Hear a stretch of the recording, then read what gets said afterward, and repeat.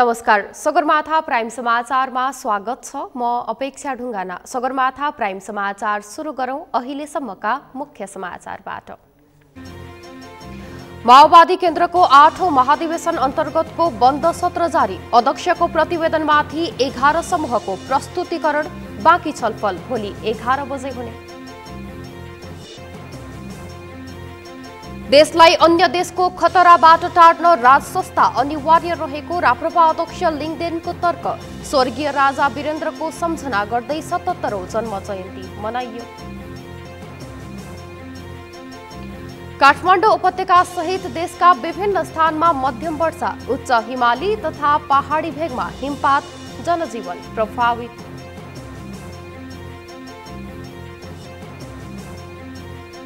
युरोपेली मुलुकहरूमा कोरोनाको Omicron variant डढेलोझै फैलियो। फ्रान्समा एकै दिन 1,80,000 बढीमा संक्रमण पुष्टि।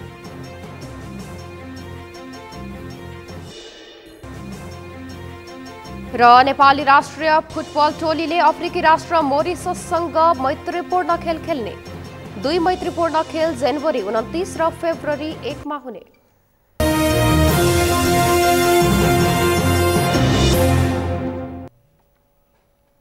सगरमाथा प्राइम समाचार अब विस्तारमा। नेकपा माओवादी केन्द्रको 8औं महाधिवेशनको बन्द सत्रमा अध्यक्ष पुष्पकमल दाहाल प्रचण्डको प्रतिवेदनमाथि 11वटा समूहको प्रस्तुतिकरण सकिएको छ। कमलादी स्थित नेपाल प्रज्ञा प्रतिष्ठानको सभा हलमा चलिरहेको छलफलमा बुधबार 11वटा समूहका संयोजकले प्रतिवेदनमाथि समूहगत छलफलको निष्कर्ष सुनाएपछि बिहीबारसम्मका लागि छलफल स्थगित गरिएको छ। माओवादी केन्द्रका अनुसार अब बिहीबार बिहान 11 बजे देखि पुनः बाँकी समूहले समूहगत छलफलको निष्कर्ष सुनाउनेछन्। पार्टी अध्यक्ष दाहालले पेश गरेको दस्तावेजमाथि छलफल गर्न छुट्याइएको समय सकिएसँगै समूहगत छलफलको निष्कर्ष समूहका संयोजकहरूले प्रस्तुत गर्ने कार्यक्रम रहेको थियो। जारी महाधिवेशनको बन्द सत्रमा समूहगत प्रस्तुति लिखित रूपमा राख्न निर्देशन जारी गरिएको थियो। यस्तै राजनीतिक प्रतिवेदन र विधान संशोधन भन्दा बाहिर गएर प्रस्तुति नगर्न पनि निर्देशन दिए थियो। समूहका नेताले आफ्नो प्रस्तुति 15 मिनेटभित्र सक्न समय तय गरे अनुसार प्रस्तुतिकरण दिएका थिए।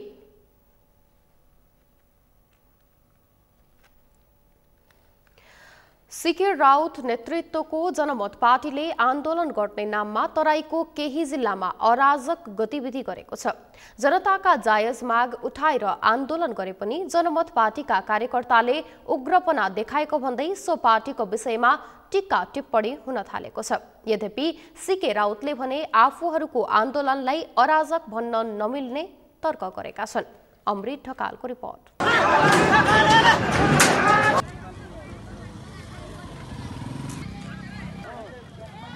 सीके राउत नेतृत्वको जनमत पार्टीका नेता कार्यकर्ता आन्दोलन गर्ने नाममा अराजक देखिरहेका छन्। पछिल्लो केही समय यता जनताका मुद्दा उठाएर उनीहरूले विभिन्न उग्र गतिविधि गरिरहेका छन्। केही समय अगाडि मात्र ढल निर्माणमा अनियमितता भएको भन्दै खानेपानी संस्थान जनकपुरका निमित्त प्रमुखलाई कार्यालयबाट निकालेर कुटपिट गरेको सीके राउतको पार्टीले हाल सिराहाको औरही गाउँपालिकाबाट गहुँको बिउ लुटपाट भएको विषयमा विवाद भएपछि जनमत पार्टीले तराईका विभिन्न ठाउँमा आन्दोलन गरिरहेको छ।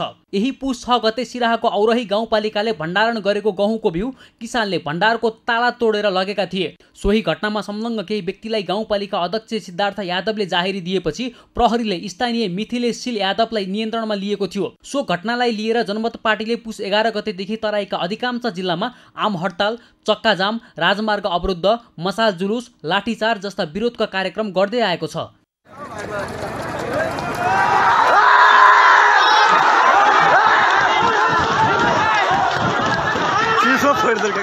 जनमत पार्टीले जनताका गाडीमा आगो लगाउने, आम हडताल गर्दै जनतालाई हिँडडुल गर्न प्रतिबन्ध लगाउने तथा प्रहरीलाई समेत घेरा हालेर हातपात गर्ने गरेका छन्। सोझा साझा गरिब किसान जनताका मुद्दा उठाएर जनतालाई नै दुःख दिएको भन्दै उनीहरूको क्रियाकलापलाई कयौंले अराजक भन्दै टिप्पणी गरेका छन्। तर सीके राउतले भने आन्दोलन घोषणा गरेपछि सबैले मान्नुपर्ने तर्क दिएका छन्। आन्दोलन हेर्नुस्, आन्दोलन भनेको कुनै अब फिक्स लजिक अनुसार, फिक्स प्याटर्न अनुसार हुँदैन। आन्दोलन भनेको आन्दोलन हो।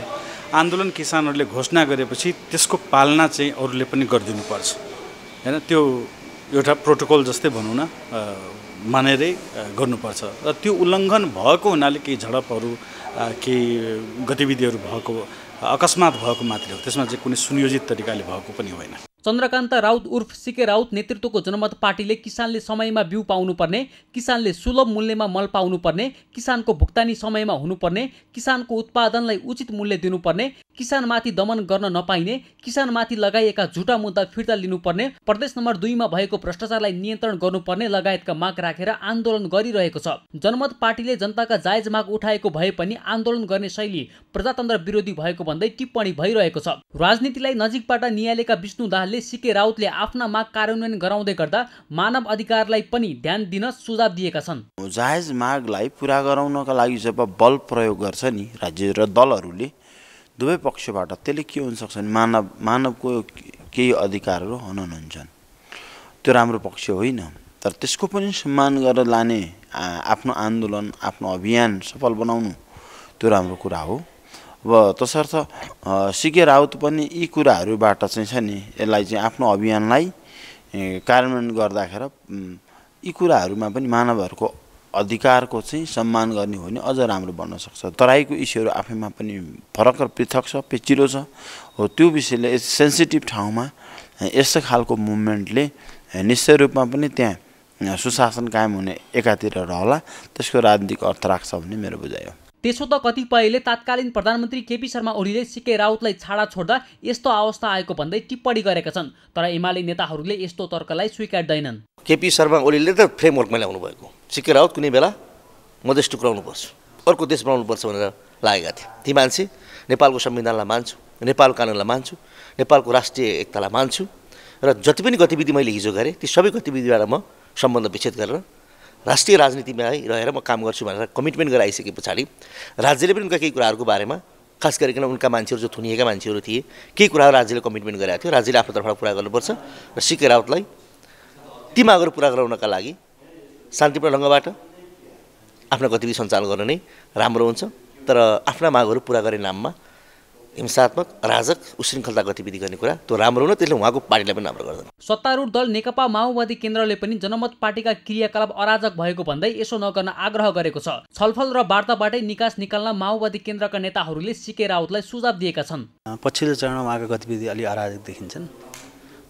यसलाई सरकारको तर्फबाट नजिकबाट चाहिँ अहिले हेरिराखेको छ, निगरानी गरिएको छ र चाहिँ सकेसम्म छलफल बहसको माध्यमबाटै सबै खाले अराजकतालाई नियन्त्रण गर्ने भन्ने सरकारको पोलिसी छ। अहिले मंगलबार जिल्ला प्रशासन कार्यालयले प्रदर्शनको क्रममा पक्राउ परेका जनमत पार्टीका 17 जनालाई रिहा गरेको छ। जिल्ला प्रशासनले निषेधाज्ञा पनि फिर्ता लिएको छ। मिथिलेशील यादवलाई अदालतले साधारण तारिखमा रिहा गरेको छ। प्रशासनले निषेधाज्ञा फिर्ता लिएर कार्यकर्ता रिहा गरे पनि पार्टीले आन्दोलनका कार्यक्रमलाई झन कडा बनाउँदै गएको छ। कार्यकर्तालाई रिहाई मात्र नभएर मुद्दा समेत फिर्ता गर्नुपर्ने जनमत पार्टीको माग छ। बुधबारसम्म प्रदेश नम्बर 2 का सबै जिल्ला, त्यसबाहेक बाँके, बर्दिया, कपिलवस्तु, रूपन्देही, नवलपरासी, मोरङ लगायतका जिल्लाहरूमा आन्दोलनलाई निरन्तरता दिएको उक्त पार्टीले आफ्ना जायज माग पूरा नभए देशभर आन्दोलन गर्ने चेतावनी दिएको छ।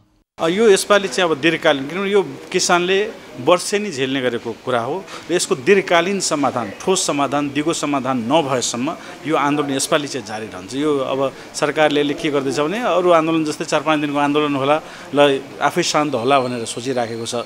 र यसपालि चाहिँ एकदम प्लानिङ वेमा किसानहरू चाहिँ गाउँबाट जाग्दैछन् र यसलाई चाहिँ दीर्घकालीन निकास नआएसम्म यसपालि चाहिँ किसानहरूको आन्दोलन जारी रहन्छ। सिके राउतका कार्यकर्ताले प्रदर्शनका क्रममा सडकमा गुडिरहेका 19 भन्दा बढी सवारी साधनहरूमाथि तोडफोड र एउटा ट्रकमा आगजनी गरेका छन्। सिराहाका प्रमुख जिल्ला अधिकारी लालबाबु कवारीले राजनीतिक दलका प्रमुखसँग छलफलपछि राउतका कार्यकर्तालाई थुनामुक्त गरेर निषेधाज्ञा फिर्ता लिएका हुन्। सगरमाथा टेलिभिजनका लागि क्यामेरामा केशव तिमिल सिन्हा र सन्तोष छेत्रीका साथमा अमृत ढकाल, काठमाडौँ। गृहमन्त्री बालकृष्ण खाडले ग्रामीण भेगमा भवन निर्माण तीव्र हुन थालेको भन्दै भवन निर्माण गर्दा भूकम्प प्रतिरोधी मापदण्ड अनुरूप बनाउन आग्रह गर्नुभएको छ। आज 24औं भूकम्प सुरक्षा दिवस मूल समारोह समितिको बैठकलाई सम्बोधन गर्दै गृहमन्त्री खाडले ग्रामीण क्षेत्रमा भूकम्प प्रतिरोधी भवन निर्माण गर्नु आवश्यक रहेको बताउनु भएको हो। शहरी क्षेत्रमा ठूला भवनहरू र विद्यालयका भवनहरू बनाउँदा सरकारले तोकेको मापदण्ड पालना भइरहेको उल्लेख गर्दै उहाँले ग्रामीण भेगमा पनि सरकारले तोकेको मापदण्ड पालना गरेर भवन निर्माण गर्न सम्बन्धित निकायलाई सचेत गराउनु भएको हो।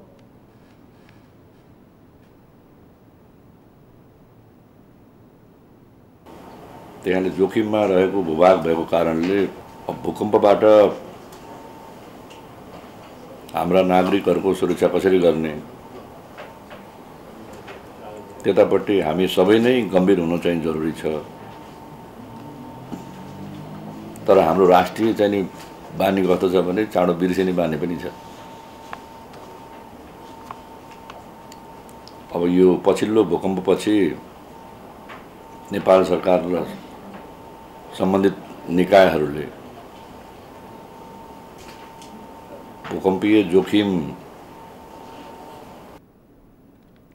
गृहमन्त्री खाँडले यस वर्षको 24औं भूकम्प सुरक्षा दिवसलाई औपचारिक कार्यक्रम भन्दा पनि सन्देशमूलक कार्यक्रमको रूपमा मनाउन निर्देशन दिनुभएको छ। भूकम्प सम्बन्धी सचेतना कार्यक्रम र प्रचार प्रसार सबै नागरिक कहाँ पुर्याउनु पर्नेमा उहाँको जोड छ।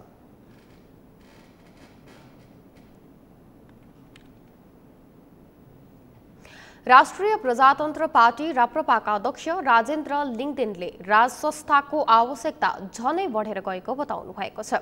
अध्यक्ष लिङदेनले सिक्किम विलय भएको दृष्टान्त पेश गर्दै राज संस्था नभए नेपाल पनि विलय भएर जाने खतरा समेत औल्याउनु भयो।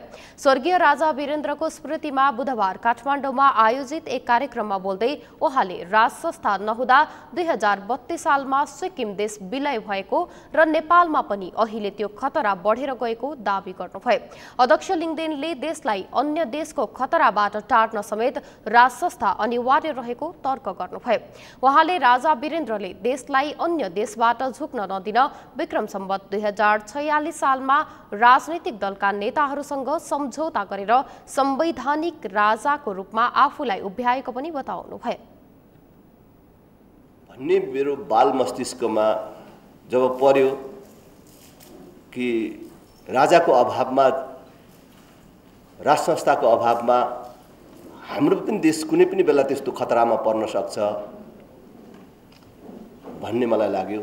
आज पनि मैले जहाँ जाँदाखेरि पनि राज संस्थाको महत्त्वको बारेमा कुरा गर्दाखेरि आम जनतालाई भन्ने गरेको छु कि 2032 सालसम्म हाम्रै छिमेकमा सिक्किम भन्ने देश थियो। त्यसबेला भन्दा अझ अहिले मैले बेसी बुझ्छु किन त्यसबेला त थोरै थोरै बुझेँ। ए राजा हट्यो सिक्किम पनि सकियो एउटा देश पनि समाप्त भयो भन्ने मात्रै थियो। र अहिले यसो हेर्छु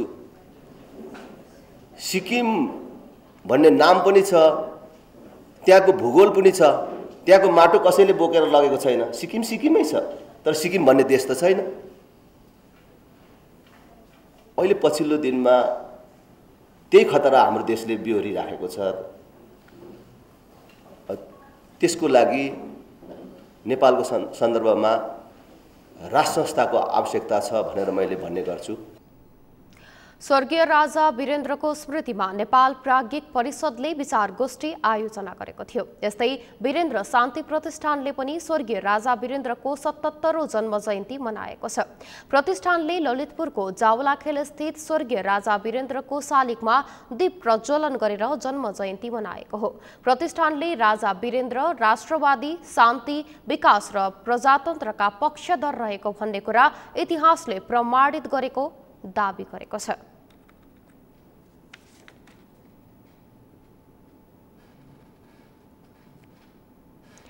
बागमती प्रदेश नीति तथा योजना आयोगको उपाध्यक्षमा डाक्टर कृष्णराज पन्त नियुक्त हुनुभएको छ। प्रदेश सरकार चितवनका पन्तलाई प्रदेश योजना आयोगको उपाध्यक्षमा नियुक्त गरेको हो। आयोगको सदस्यमा मकवानपुरका प्रहलाद लामिछाने र भक्तपुरका राजु नेपाललाई नियुक्त गरिएको छ। मुख्यमन्त्री राजेन्द्र पाण्डेले उहाँहरूलाई आज पद तथा गोपनीयताको शपथ ग्रहण गराउनु भएको छ। मुख्यमन्त्री अध्यक्ष रहने प्रदेश नीति तथा योजना आयोगमा उपाध्यक्ष र 4 सदस्य गरी 5 सदस्यीय मनोनित पदाधिकारी रहने व्यवस्था रहेको छ। आयोगमा एक महिला सहित 2 सदस्य नियुक्त गर्न बाँकी रहेको छ। नीति तथा योजना आयोगको नियुक्तिसँगै आवधिक योजनाको समीक्षा तथा आगामी वर्ष 2078-79 को योजना तर्जुमा प्रक्रिया अघि बढ्ने आर्थिक मामिला तथा योजना मन्त्रालयले जनाएको छ। काठमाडौँको नयाँ बस पार्क स्थित गेस्ट हाउसमा 9 जना युवाहरूले 1 जना युवतीलाई सामूहिक बलात्कार गरेका छन्। बलात्कारमा संलग्न 7 जनालाई पक्राउ गरिएको महानगरीय प्रहरी परिसर काठमाडौँका एसएसपी सुदीप गिरीले बताउनुभयो। पुस 12 मा सुर्खेतबाट काठमाडौँ आएकी 33 वर्षीय युवतीलाई बस पार्कमा भेटेर मोगु घर भएका युवराज बडुवालले गेस्ट हाउसमा लगेका थिए। उनले मोगु छायानाथ रारा नगरपालिका घर भएका हिक्मत नेपालीलाई फोन गरेर गेस्ट हाउसमा बोलाए। सो रात 2 जनाले सामूहिक बलात्कार गरेको प्रहरीको अनुसन्धानबाट थाहा भएको छ। भोलिपल्ट बिहान थप 7 जनाले अर्को गेस्ट हाउसमा लगेर ती युवतीलाई बलात्कार गरेका थिए। आरोपीहरूले 3वटा गेस्ट हाउसमा लगेर बलात्कार गरेका हुन्। बलात्कारमा संलग्न आरोपी मध्येका युवराज बडुवाल, हिक्मत नेपाली, मुगु घर भएका रतन नेपाली, सुरेश सेजुवाल, दीपक नेपाली, शिवहरि बुढा र अर्घखाँची घर भएका गोपाल कुमार श्रेष्ठलाई प्रहरीले पक्राउ गरेको छ। बलात्कारमा संलग्न भनिएका मुगुका हस्त नेपाली र चन्द्र साउद फरार रहेका छन्। फरारहरूको खोजी भइरहेको एसएसपी गिरीले बताउनु भएको छ। घरबाट सवारी साधन चढेपछि गन्तव्य नपुग्दासम्म हरेकले जाममा बस्न नपरे हुन्थ्यो भन्ने सोच्छन्। तर यो सोचाइ घरबाट सडकमा निस्किएसँगै असफल बन्छ। राजधानीमा बस्ने नागरिकका लागि ट्राफिक जाम दैनिकीको एक ठूलो हिस्सा नै हो। किन बढ्दैछ त राजधानीमा ट्राफिक जामको समस्या? पुष्कर खतिवडाको रिपोर्ट। कतै घण्टौसम्मको जाम अनि कतै अस्तव्यस्त ट्राफिक व्यवस्थापन, यो मुलुककै राजधानी काठमाडौँको दृश्य हो। काठमाडौँ देशको ठूलो सहर र पर्याप्त पूर्वाधार भएको भनिएको सहर हो। यस सहरमा देशका राष्ट्रपति, प्रधानमन्त्रीदेखि सर्वसाधारणसम्मका दैनिक हजारौं सवारी गुड्छन्। तर देशको यही स्थानको ट्राफिक व्यवस्थापन भने फितरो छ। हुन त राजधानीका सडकमा ट्राफिक व्यवस्थापन गर्ने भनेर पटक पटक योजना नबनेका पनि होइनन्। पूर्वाधार समेत थपिँदै गएको छ। तर पनि जामको समस्या भने 20 बाट 19 हुन सकेको छैन। किन त? नगरपालिकालाई फुटपाथहरू हटाइदिनु पर्यो भनेर हामीले टाइममा उहाँहरूलाई हामीले पत्र पनि पठाएको छौँ र रिक्वेस्ट पनि गरेका छौँ। त्यो सँगसँगै सडक विभागसँग पनि कुनै ठाउँमा सडकहरू अलि साँघुरो अथवा कुनै ठाउँमा जस्तो कोरिडोरको बाटोहरू अलिक साँघुरो छ होइन, अझै बन्ने अवस्थामा छ। सडकमा हुने विभिन्न किसिमको मार्किङहरू होइन, जस्तो तपाईँको जेब्रा क्रसिङहरू, त्यसपछि यो के अरे बिचको स्ट्रिट लाइटहरू होइन, स्ट्रिट लाइनहरू, सडकको जति पनि साइनहरू हुन्छ त्यो साइनहरू राखिदिनुहोस् पनि भनेको छौँ हामीले। त्यो भयो भने पनि जाम कम हुन्छ। त्यस कारण यो कुराहरूमा कुन ठाउँमा बढी जाम हुन्छ भन्ने विषयमा हामीले अध्ययन पनि गरेका छौँ र त्यो ठाउँमा हामीले थप आवश्यक पर्ने म्यान पावरलाई पनि त्यो ठाउँमा डिप्लोय गरेका छौँ। ट्राफिक व्यवस्थापन हुन नसक्नुको दोषी ट्राफिक प्रहरीमा मात्र छैन। काठमाडौँ महानगरपालिकामा जाम हटाउन 39 स्थानमा ट्राफिक लाइट जडान त गरिएको छ, तर ती मध्ये आधा लाइट पनि बल्दैनन्। व्यस्त सडकमै ट्राफिक लाइट नहुँदा ट्राफिक प्रहरी सेट्ठी फुक्न र हात हल्लाउन बाध्य छन्। जानकारहरू काठमाडौँमा ट्राफिक जाम हुनुमा सरकारी नीतिदेखि ट्राफिक प्रहरी र सडक प्रयोगकर्तासम्म दोषी रहेको बताउँछन्। काठमाडौँ भ्यालीमा गुड्ने सवारी साधन जति पनि छन् तिनीहरूको आयात गर्ने नीति चाहिँ नि वैज्ञानिक छैन। सवारी साधन आयात गर्ने नेपाल सरकारको नीति तपाईँको वैज्ञानिक छैन। व्यवस्थापनको लागि गरेको कामहरू खोइ त त्यो चाहिँ नि देखिँदैन। मेट्रो रेल र मोनोरेलको अवधारणाका कुराहरू 1 दशक भइसक्यो। कार्यान्वयनको लागि एउटा फाइल पनि अगाडि सरेको अवस्था छ जस्तो मलाई लाग्दैन। यो नहुँदासम्म ट्राफिक व्यवस्थापन अहिले भन्दा पनि भद्रगोल हुन्छ। काठमाडौँ उपत्यकामा अहिले कोटेश्वर, बानेश्वर, थापाथली, सिंहदरबार, महाराजगञ्ज, पुतली सडक, दरबार मार्ग, माइती घर, कालीमाटी, गौशाला, तीनकुने, जडीबुटी, ठिमी, गट्ठाघर लगायतमा जाम हुने गरेको छ। जाम हटाउन के गर्नु पर्ला त? राजस्व मात्रै चाहिँ नि उठाउने लक्ष्य गभर्मेन्टको छ, तर उठाएको राजस्वबाट सडक चाहिँ नि कसरी सुधार गर्ने र कुन कुन क्षेत्रमा चाहिँ नि सडक सुधारको लागि लगानी गर्ने भन्ने कुरो प्लानिङ चाहिँ नि बाहिर देखिँदैन। पटक पटक चाहिँ नि नेपाल सरकारले गठन गरेका आयोगहरूले ट्राफिक व्यवस्थापन गर्नको लागि के कुराहरू चाहिँ नि आवश्यक पर्छ भन्ने सम्बन्धमा विभिन्न अधिकार सम्पन्न समिति र आयोगहरूले दिएको सुझावहरू जुन थन्काइएर राखिएको छ नि, त्यसका पानाहरू चाहिँ नि पल्टाएर त्यसलाई कार्यान्वयनको फेजमा लैजाने हो भने पनि यातायात चाहिँ नि जामको समस्या क्रमशः चाहिँ नि सुधार हुँदै जाने अवस्था चाहिँ नि मैले देखेको छु। देशको सबैभन्दा ठूलो सहर मुलुकको संघीय राजधानी काठमाडौँमा नै ट्राफिक व्यवस्थापन फितलो छ। अब भने काठमाडौँ उपत्यकाको ट्राफिक व्यवस्थापनमा अधिकार प्राप्त सम्बद्ध निकायहरूले दिगो समाधान खोज्नु आवश्यक देखिन्छ। सगरमाथा टेलिभिजनका लागि क्यामेरामा केशव तिमसिना र प्रताप लामाका साथमा पुष्कर खतिवडाको रिपोर्ट। समाचारमा पालो भएको छ विश्रामपछि। काठमाडौँ उपत्यका सहित देशका विभिन्न स्थानमा मध्यम वर्षा, उच्च हिमाली तथा पहाडी भेगमा हिमपात, जनजीवन प्रभावित।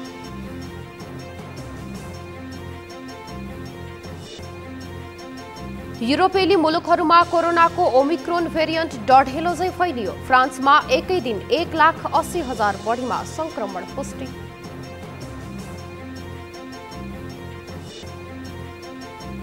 र नेपाली राष्ट्रिय फुटबल टोलीले अफ्रिकी राष्ट्र मोरिससँग मैत्रीपूर्ण खेल खेल्ने।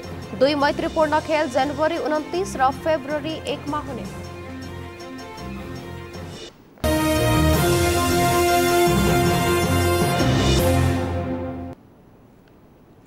विश्रामपछि सगरमाथा प्राइम समाचारमा पुनः स्वागत छ। अब बाँकी समाचार।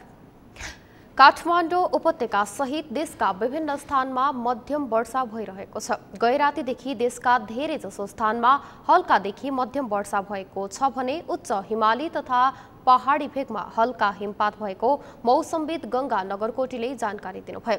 काठमाडौँ उपत्यकामा पनि रातिदेखि नै हिमपात सहित पानी परिरहेको छ। काठमाडौँ उपत्यकामा पानी परेको छ भने उपत्यका आसपासका डाँडाहरूमा हिमपात भएको छ। काठमाडौँको चन्द्रागिरी डाँडामा पनि आज बिहान बाक्लै हिमपात भएको छ। चन्द्रागिरीमा यो वर्षको पहिलो पटक हिमपात भएको हो। नगरकोटीका अनुसार भोलि पनि देशभर मौसम बदली हुनेछ। पानी पर्न थालेसँगै देशभरको अधिकतम तापक्रम घटेको छ। काठमाडौँ सहित नेपालगञ्ज, धनगढी, विराटनगर, जनकपुर, धनकुटा, जुम्ला, वीरेन्द्रनगर लगायत सबैजसो ठाउँको अधिकतम तापक्रम घटेको छ।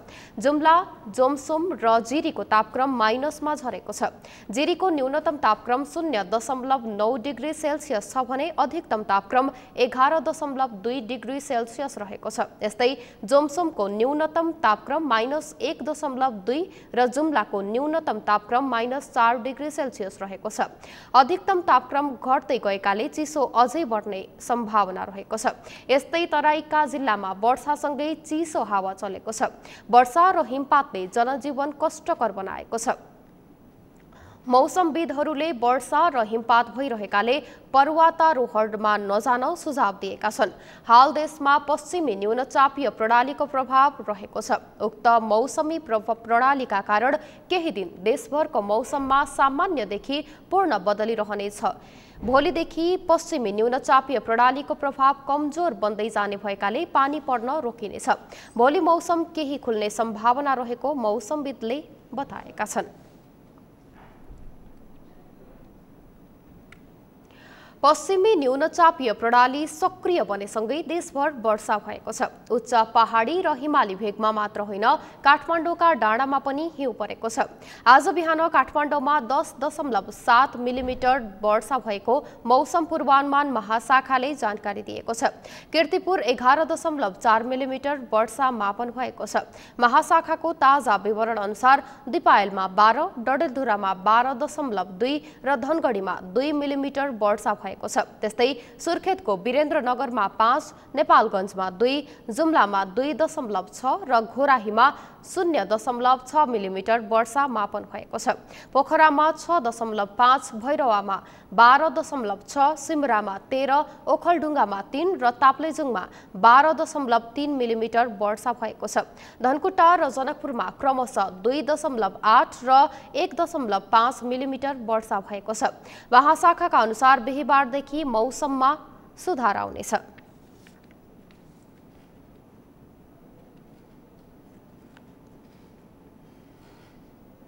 प्रतिकूल मौसमका कारण काठमाडौँबाट हुने आन्तरिक तर्फका सबै उडान रद्द भएका छन्। आज साँझ 4 बजेबाट उडानहरू रद्द भएको सम्बन्धित वायु सेवाहरूले जनाएका छन्।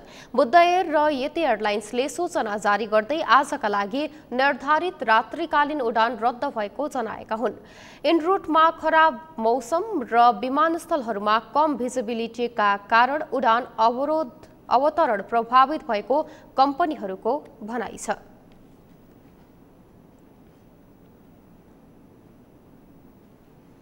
गैरातीदेखि हिमपात सहित परेको पानीका कारण कर्णालीको हिमाली र उच्च पहाडी क्षेत्रको जनजीवन कष्टकर बनेको छ। उपल्लो डोल्पा, मध्य डोल्पाका साथै जाजरकोटको बारेकोट र रुकुम पश्चिमको 8 बिस्कोट नगरपालिकाको माथिल्लो क्षेत्रमा हिउँ परिरहेको छ।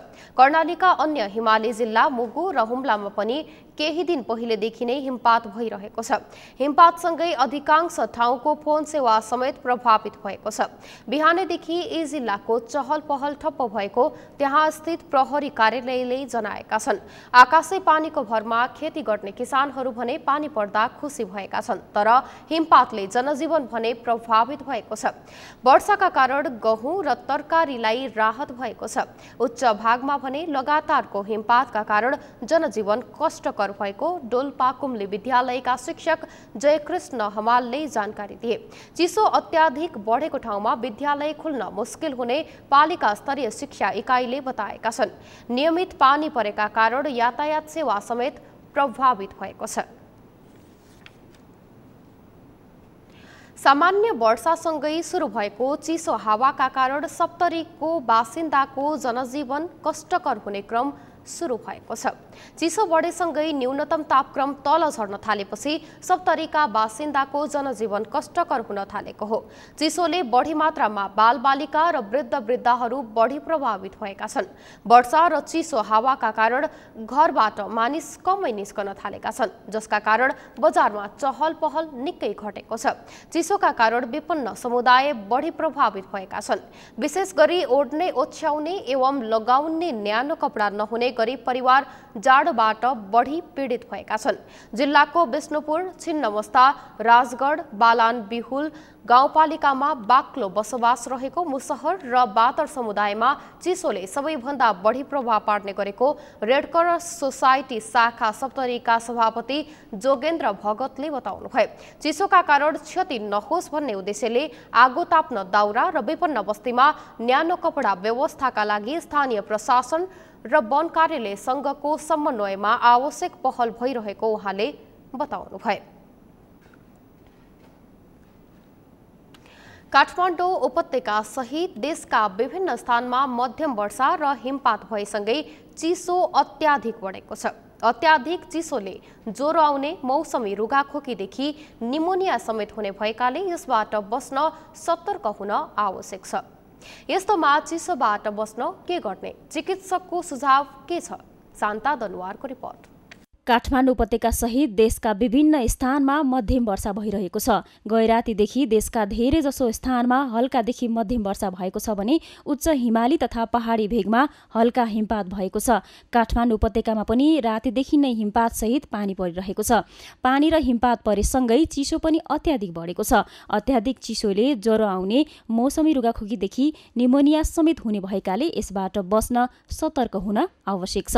चिकित्सकका अनुसार चिसोबाट बस्न झोलिलो पदार्थको सेवन अधिक मात्रामा गर्ने, न्यानो कपडा लगाउने, आगो ताप्ने, बालबालिका सहित अन्यले पनि तेल मसाज गर्ने, मर्निङ वाक नगर्ने र समस्या परेमा तुरुन्तै स्वास्थ्य जाँच गराउने जस्ता सुझाव दिएका छन्। जाडोमा हुने समस्याहरू भन्छौँ कि हामीले स्पेसली रेस्पिरेटरी ट्र्याक्ट इन्फेक्सन श्वास प्रश्वासमा सबभन्दा बढी समस्या हुनसक्छ जाडोमा खोकी लाग्ने दम भएका बिरामीहरूलाई दम बढ्न सक्ने सिओपिडी भन्छौँ हाम्रो भाषामा त्यो हुनसक्छ होइन अब त्यसलाई चाहिँ नि कम्ब्याट गर्नको लागि सबभन्दा मेन कुरा त तातो न्यानो भएर बस्ने हो न्यानो कपडाहरू लगाउने हो अब सँगसँगै हामीले चाहिँ नि बजारमा एसी लगाउने हिटरहरू राख्ने गर्छौँ नि त्यसले गर्दाखेरि फेरि नकारात्मक इफेक्टहरू हुनसक्छ एउटा श्वास प्रश्वास सम्बन्धी समस्या भयो त्यसलाई न्यानो भएर कोठाहरू न्यानो राख्ने होइन घाममा बस्ने र चिसोबाट जोगिने अर्को तपाईँको छालाजन्य समस्याहरू हुन्छ जाडोमा अत्याधिक होइन छाला खस्रो हुने चिलाउने समस्याहरू आउँछ त्यसको लागि चाहिँ नि छालालाई ग्रिजिङ गर्नुपर्छ भन्छौँ त्यो हामीले अब घर आएपछि पहिला हामीले तेल लाउँथ्यौँ होइन त्यस्तै मोइस्चराइजिङ क्रिमहरू लाउनु पर्ने हुन्छ र छालालाई जोगाउनु पर्ने हुन्छ अर्को आँखामा समस्या देखिन्छ आँखामा कन्जङ्टिभाइटिस भाइरल कन्जङ्टिभाइटिस भन्छौँ आँखाको समस्याहरू हुन्छ त्यसलाई चाहिँ नि अब नियमित 3-4 पटक चिसो पानीले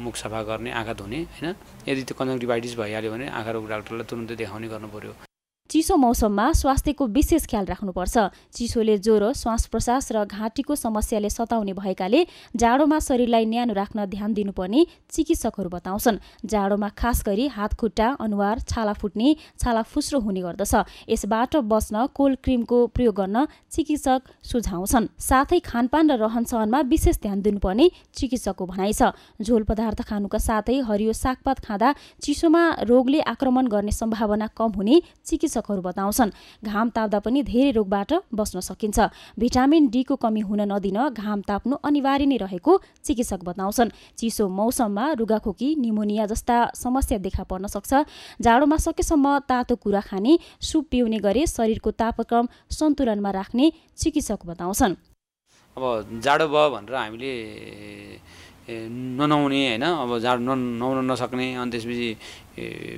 जुन समस्याहरू हुन्छ त्यसलाई चाहिँ नि तातो पानीमा नुहाउन सकिन्छ मन तातो पानीमा होइन अब धेरै चिसो पानीमा नुहाउन गाह्रो हुन्छ मन तातो पानीमा नुहाउने र सफा सुग्घर बस्ने नै खास हामीले यो जाडोमा ध्यान दिनुपर्ने कुराहरू हो होइन त्यो बाहेक सबभन्दा बेसी हुनसक्ने भनेको भाइरल इन्फेक्सन हुन्छ जाडोमा होइन स्पेसली श्वास प्रश्वास सम्बन्धी नाक कान घाँटीमा समस्या हुने पिनासहरू हुने अनि घाँटी टन्सिलाइटिस फेरिन्जाइटिस भन्छौँ घाँटीको समस्याहरू हुने र श्वास प्रश्वासमा निमोनिया हुने होइन त्यसबाट बच्नको लागि चाहिँ नि स्पेसली जो रोगीहरू दीर्घ रोगीहरू छन् उनले विशेष ध्यान दिनु पर्यो र अरू अन्य मानिसहरूले पनि ध्यान दिनु पर्यो न्यानो भएर बस्नु पर्यो अलिअलि रुगाखोकी लाग्ने बित्तिकै चिकित्सकीय परामर्शमा जानु पर्यो हाल देशमा पश्चिमी न्यूनचापीय प्रणालीको प्रभाव रहेको छ उक्त मौसमी प्रणालीका कारण अहिले देशभरको मौसममा सामान्यदेखि पूर्ण बदलिरहेको छ जसले गर्दा चिसो पनि कायम रहने मौसमी पूर्वानुमान रहेको छ यस्तोमा सबैले चिसोबाट बस्न सतर्कता अपनाउन आवश्यक छ साथै चिसो मौसममा न्यानो बनाउन प्रयोग गरिने विद्युतीय उपकरण ग्यास गिजर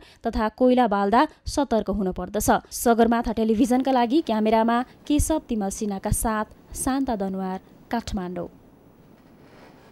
यसै सन्दर्भमा हामीले सगरमाथा जनबोलीमा सर्वसाधारणलाई सोधेका थियौं चिसोबाट बस्न के गर्नु भएको छ हेरौं उनीहरूको भनाई उनीहरूकै शैलीमा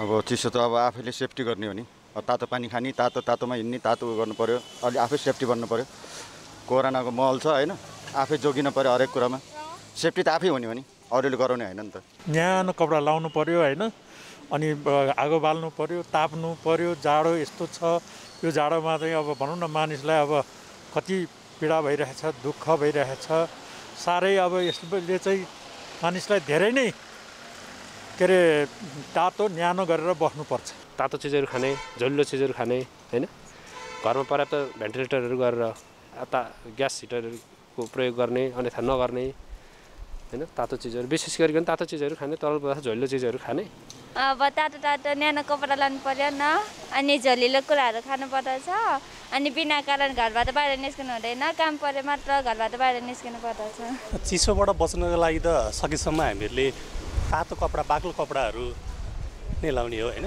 अनि त्यस पछाडि आएर आगो ताप्ने यस्तै गर्न सक्यो भने चिसोबाट बच्न सकिन्छ अहिले चिसोबाट बच्नको लागि न्यानो कपडा लगाउनुपर्छ यो पानीमा भिज्नु हुँदैन त्यसपछि आगो ताप्नुपर्छ अनि झोलिलो तातो पौष्टिक चिज खानुपर्छ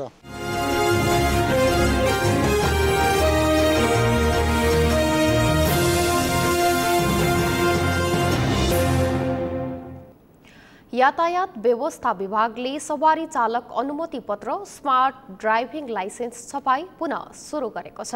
कार्ड नभएकाले विगत 15 महिनादेखि छपाई बन्द रहेको थियो। फ्रान्सबाट 14 लाख प्रति कार्ड ल्याइएपछि छपाई सुरु भएको यातायात व्यवस्था विभागले जनाएको छ। यसअघि विदेश जानेहरूका लागि मात्र आकस्मिक रूपमा लाइसेन्स दिने गरिएको थियो। अहिले नयाँ पुराना गरी झण्डै 7 लाख स्मार्ट लाइसेन्स छपाई हुन बाँकी रहेको विभागका प्रवक्ता डाक्टर लोकनाथ भुसालले जानकारी दिनुभयो। अब प्रतिदिन 7 देखि 10,000 कार्ड छपाई गर्ने योजना रहेको उहाँको भनाइ छ। सरकारले 2072 सालबाट स्मार्ट लाइसेन्स वितरण थालेको हो। कार्ड सप्लाईको ठेक्का फ्रेन्च कम्पनी सेल्फले 14 करोड 86 लाख रुपैयाँमा लिएको थियो। अहिलेसम्म 20 लाख स्मार्ट लाइसेन्स वितरण भइसकेको छ। विभागले नयाँ आवेदन पनि खुल्ला गरिरहेको छ। विभागका प्रवक्ता डाक्टर भुसालका अनुसार बाँकी रहेका लाइसेन्सलाई पहिलो प्राथमिकता दिएर कार्ड छपाई हुनेछ।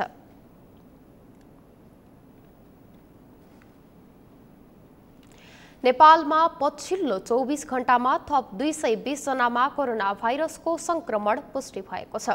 स्वास्थ्य तथा जनसङ्ख्या मन्त्रालयका अनुसार यो अवधिमा 253 जना कोरोना संक्रमण मुक्त भएका छन्। त्यसैगरी 2 जनाको मृत्यु भएको छ। एक रिपोर्ट। नेपालमा पछिल्लो 24 घण्टामा थप 220 जनामा कोरोना भाइरस संक्रमण पुष्टि भएको छ। स्वास्थ्य तथा जनसङ्ख्या मन्त्रालयका अनुसार 6,433 PCR र 1,175 एन्टिजेन गरी 7,608 परीक्षणमा 220 जनामा कोरोना भाइरस संक्रमण पुष्टि भएको हो। मन्त्रालयका अनुसार पछिल्लो 24 घण्टामा कोरोना संक्रमणका कारण 2 जनाको मृत्यु भएको छ। त्यस्तै 253 जना संक्रमण मुक्त भएका छन्। मन्त्रालयका अनुसार अहिले देशभर 4,864 जना कोरोना भाइरसका सक्रिय संक्रमित रहेका छन्। स्वास्थ्य मन्त्रालयका अनुसार काठमाडौँ उपत्यकामा मात्र पछिल्लो 24 घण्टामा 123 जनामा कोरोना संक्रमण पुष्टि भएको छ। मन्त्रालयका अनुसार काठमाडौँमा 92, भक्तपुरमा 13 र ललितपुरमा 18 जनामा संक्रमण पुष्टि भएको हो। बुधबार देशभर 4,608 जना होम आइसोलेसनमा र 256 जना संस्थागत आइसोलेसनमा रहेका छन्। अस्पतालमा उपचाररत मध्ये 87 जना आइसियु तथा 21 जना भेन्टिलेटरमा रहेको स्वास्थ्य तथा जनसङ्ख्या मन्त्रालयले जनाएको छ। राष्ट्रिय प्रकृति संरक्षण कोष सदर चिडियाखानाले 26औं वार्षिक उत्सव मनाएको छ। कोषले बुधबार ललितपुरमा एक कार्यक्रमको आयोजना गरेर सदर चिडियाखानाको 26औं वार्षिक उत्सव मनाएको हो। उक्त कार्यक्रममा बोल्दै ललितपुर महानगरपालिकाका मेयर चिरीबाबु महर्जनले ललित कलाले भरिएको ललितपुरमा नेपालको एकमात्रै चिडियाखाना हुनु ललितपुरको विशेषता रहेको बताउनुभयो। उहाँले चिडियाखाना ललितपुर महानगरको एउटा विशेषता नै भएको बताउनुभयो। मेयर महर्जनले चिडियाखानाको थप व्यवस्थित रूपमा विकास गर्नुपर्ने आवश्यकता रहेको बताउनुभयो। उहाँले विकास गर्न सकिएन भने पनि जुन रूपमा चलेको छ त्यही रूपमा राख्न सक्नुपर्ने बताउनुभयो। ललितपुरको एउटा चाहिँ विशेषण हो यो चाहिँ, तसर्थ यति महत्त्वपूर्ण मतलब यो जुन चिडियाघर ललितपुर महानगरपालिकामा रहनु भनेको एउटा एकदमै ठुलो उपलब्धि हो। तर अब यसलाई बचाइराख्नु पर्यो। यसलाई चाहिँ सकिन्छ निकै राम्रो विस्तार गरौँ, विकास गरौँ। सकिन्न यथास्थितिबाट एउटा चाहिँ डिग्रेडेसन नहोस् भन्ने चाहिँ हाम्रो उद्देश्य रहनुपर्छ। कार्यक्रममा राष्ट्रिय प्रकृति संरक्षण कोषका अध्यक्ष डाक्टर कृष्ण प्रसाद ओलीले चिडियाखाना मुख्य 4वटा उद्देश्यले सञ्चालन भइरहेको बताउनुभयो। उहाँले कोषले जंगली जनावरको विषयमा शिक्षा दिने काम गर्ने गरेको बताउनुभयो। ओलीले कोषले जंगली जनावर तथा प्रकृति संरक्षणको विषयमा नेपालको 13 जिल्लामा पाठ्य पुस्तकमा समावेश गराइएको बताउनुभयो। प्रकृति संरक्षण कोषले यहाँ डाक्टर बजाचार्य पनि आउनु भएको छ, अरू साथीहरू पनि हुनुहुन्छ। उहाँहरूको अविरल र अथक प्रयासबाट कोर्समा पनि खास गरिकन 13वटा जिल्ला होइन 13 कि 14वटा जिल्लाहरूमा कोर्स बुकमा पनि खास गरिकन वाइल्ड लाइफसँग रिलेटेड र प्रकृतिसँग रिलेटेड अनि क्लाइमेट चेन्जसँग रिलेटेड टपिक्सहरूमा पनि स्कुल लेभलमा र हायर सेकेन्डरी स्कुल लेभलमा पनि त्यो पनि गएको छ। त्यो एउटा एजुकेसनको पाटो भयो र त्यसमा अरू पनि अविरल रूपमा यो संस्थाले काम गर्दैछ। 26औं वार्षिकोत्सवको अवसरमा कोषले चिडियाखानामा काम गर्ने उत्कृष्ट कर्मचारीहरूलाई सम्मान तथा प्रमाणपत्र वितरण गरेको छ।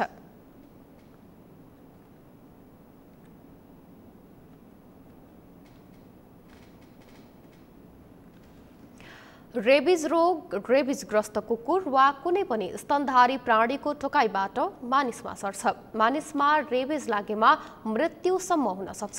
नेपालमा छाडा तथा बेवारिसे कुकुरका कारण रेबिज रोग चुनौतीपूर्ण बन्दै गएको छ।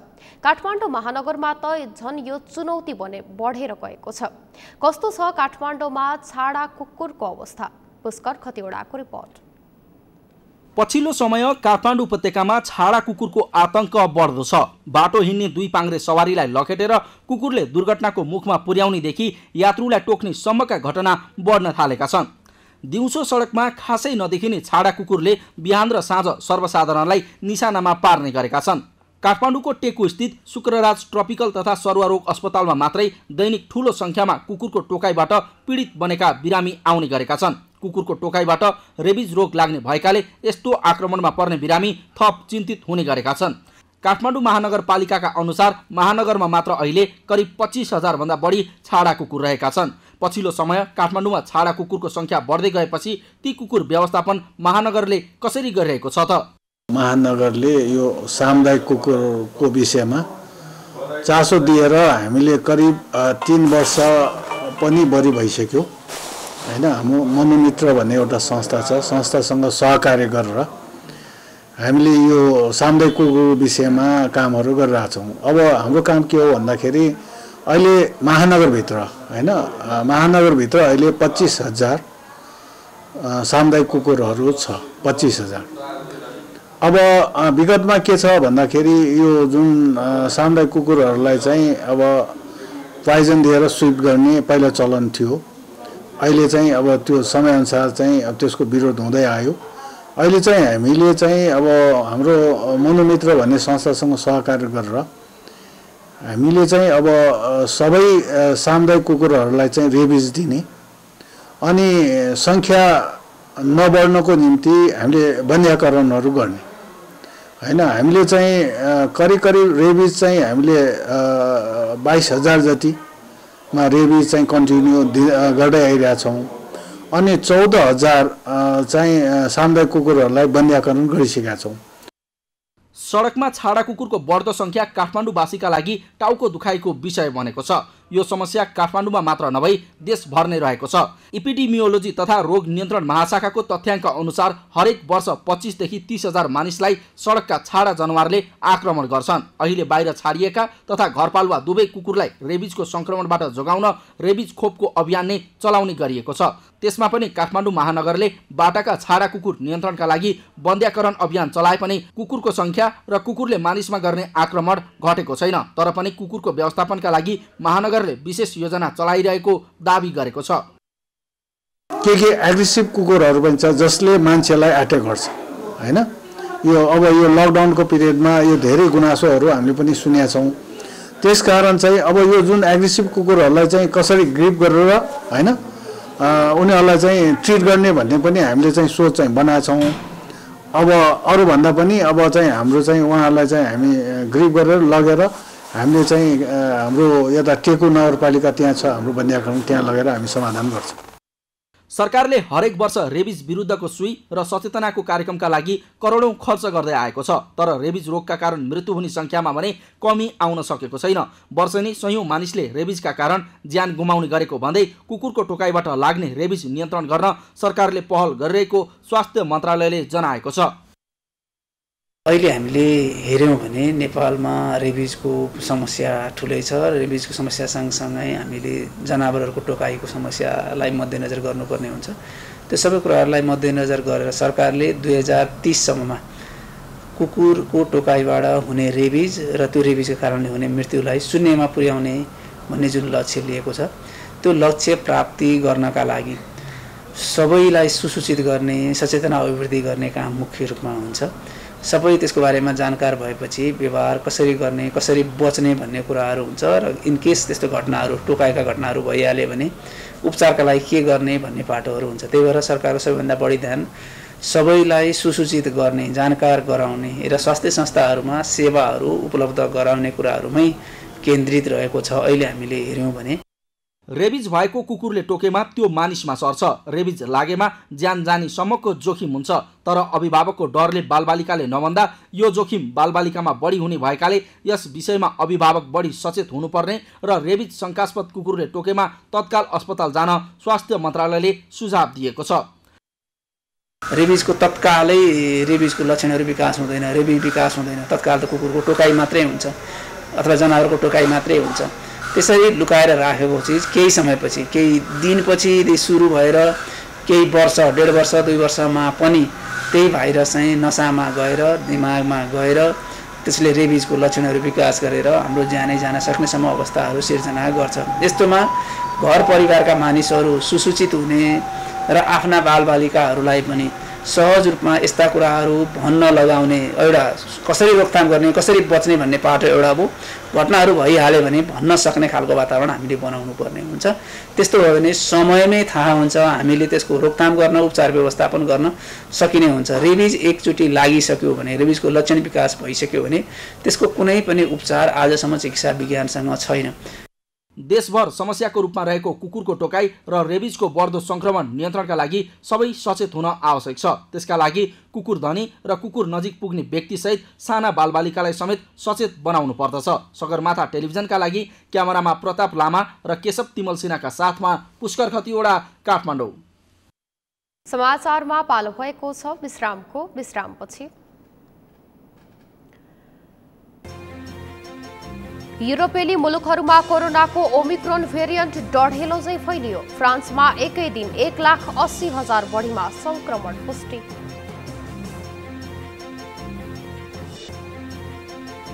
र नेपाली राष्ट्रिय फुटबल टोलीले अफ्रिकी राष्ट्र मोरिससँग मैत्रीपूर्ण खेल खेल्ने। 2 मैत्रीपूर्ण खेल जनवरी 29 र फेब्रुअरी 1 मा हुने।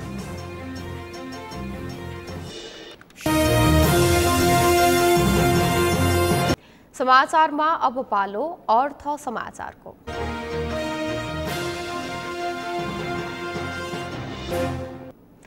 निकै उतार चढावपछि बुधबार शेयर बजारमा सामान्य सुधार देखिएको छ। नेपाल स्टक एक्सचेन्जका अनुसार बुधबार नेप्से परिसूचक 5.51 अङ्कले वृद्धि भई 2524.40 अङ्कमा पुगेको हो। बुधबार 228 कम्पनीको 56,38,279 किता शेयर 3,62,34,80,291 रुपियाँको शेयर किनबेच भएको छ। बजारमा सामान्य सुधार देखिएको भए पनि कारोबार रकममा भने सुधार आउन सकेको छैन। बुधबारको कारोबारमा बैंकिङ समूहको उपसूचक 0.76, जलविद्युत 2.53, उत्पादन तथा प्रशोधन 57.04, माइक्रोफाइनान्स 11.81, निर्जीवन बीमा समूहको उपसूचक 251.58 अङ्कले बढेको छ भने जीवन बीमा 71.96, विकास बैंक समूहको उपसूचक 29.90 अङ्कले घटेको छ। कारोबारमा मध्य भोटेकोशी जलविद्युत कम्पनीको कारोबारमा सकारात्मक सर्किट लागेको छ भने नेपाल बङ्गलादेश बैंक पनि कारोबारमा सर्किट तहमा भएको छ। समाचारको अन्त्यमा मुख्य समाचार फेरि एकपटक। माओवादी केन्द्रको 8औं महाधिवेशन अन्तर्गतको बन्द सत्र जारी। अध्यक्षको प्रतिवेदनमाथि 11 समूहको प्रस्तुतीकरण, बाँकी छलफल भोलि 11 बजे हुने। देशलाई अन्य देशको खतराबाट टार्न राजसंस्था अनिवार्य रहेको राप्रपा अध्यक्ष लिङदेनको तर्क। स्वर्गीय राजा वीरेन्द्रको सम्झना गर्दै 77औं जन्म जयन्ती मनाइयो। काठमाडौँ उपत्यका सहित देशका विभिन्न स्थानमा मध्यम वर्षा, उच्च हिमाली तथा पहाडी भेगमा हिमपात, जनजीवन प्रभावित।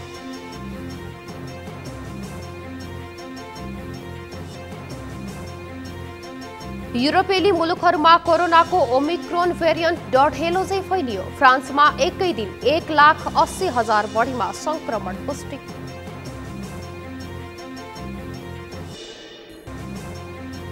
र नेपाली राष्ट्रिय फुटबल टोलीले अफ्रिकी राष्ट्र मोरिसससँग मैत्रीपूर्ण खेल खेल्ने। 2 मैत्रीपूर्ण खेल जनवरी 29 र फेब्रुअरी 1 मा हुने। हवस् त सगरमाथा प्राइम समाचार अहिलेलाई सकियो। तपाईँ समाचार बुलेटिनका साथै सगरमाथा टेलिभिजनका सम्पूर्ण कार्यक्रम www.sagarmatha.tv मा पनि पढ्न र हेर्न सक्नुहुनेछ। साथै युट्युबमा youtube.com/sagarmatha TV नेपालमा हेर्न सक्नुहुनेछ। साथै तपाईँ हामीलाई फेसबुकमा पनि facebook.com/tvnepaल नेपालमा फलो गर्न सक्नुहुनेछ। समाचारको शिखर, नेपालको गौरव, नेपालको पहिलो न्युज च्यानल सगरमाथा टेलिभिजन हेर्दै गर्नुहोला। नमस्कार।